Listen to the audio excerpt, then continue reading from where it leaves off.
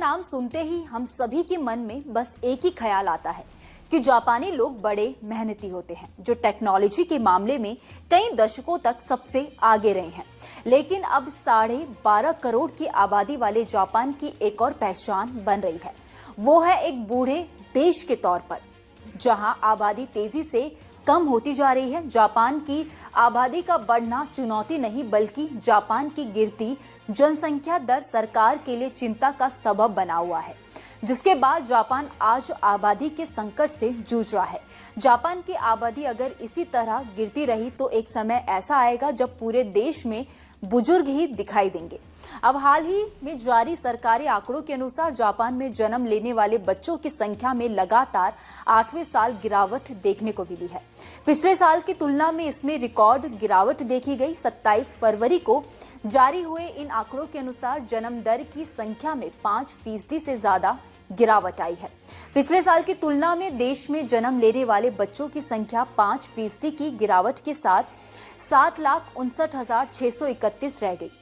पिछले कुछ सालों के जन्म दर के आंकड़ों को देखें तो हर साल यह रिकॉर्ड टूट जाता है। 2020 में जन्म दर 8,40,832 रही। अगले साल 2021 में 3.5% की गिरावट के साथ 8,11,604 बच्चों ने जन्म लिया और 2022 में 5.1% गिरावट के साथ देश में 7,99,728 जन्म हुए। जन्म दर में गिरावट के अलावा शादियों की संख्या में भी गिरावट देखने को मिली है। रॉयटर्स की रिपोर्ट के मुताबिक इस साल शादी करने वाले लोगों की संख्या में 5.9% की कमी देखी गई है। 2023 में 4,89,281 लोगों ने शादी की। हालांकि यह आंकड़ा देखने में बेहद छोटा हो सकता है, लेकिन जापान के लिए यह चिंता की बात है, क्योंकि 90 साल में ये पहली बार है जब जापान में शादियों की संख्या एक साल में 5 लाख से ज्यादा कम हुई है। शादियों की संख्या में होने वाली कमी देश की जनसंख्या संकट का कारण है। वहीं बर्थ रेट कम क्यों है, इसके लिए एक्सपर्ट्स कुछ महंगाई, शहरों में कम जगह और बच्चों की केयर फैसिलिटी कम को कारण बताते हैं। इस वजह से कपल्स बच्चे कम पैदा करते हैं। वहीं मौजूदा आबादी संकट को लेकर जापान के चीफ कैबिनेट सचिव योशी मासा हयाशी ने मीडिया से बातचीत के दौरान इस स्थिति को गंभीर बताया और कहा कि जापान के पास इस ट्रेंड को बदलने के लिए अब कुछ ही साल का समय है।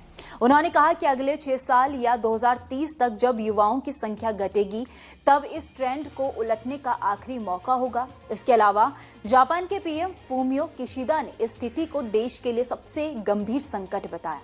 पिछले साल उनकी सरकार ने बच्चे पैदा करने वाले परिवारों को समर्थन के लिए कई कदम उठाए थे। National institute of population and social security research के अनुमान के मुताबिक साल 2070 तक जापान की जनसंख्या घटकर 8.7 करोड़ हो जाएगी। इसमें से हर 10 में से 4 की उम्र 65 साल या उससे ज्यादा होगी। अब आने वाले दिनों में भी अगर यही हाल रहा तो जापान एक दिन गायब हो जाएगा।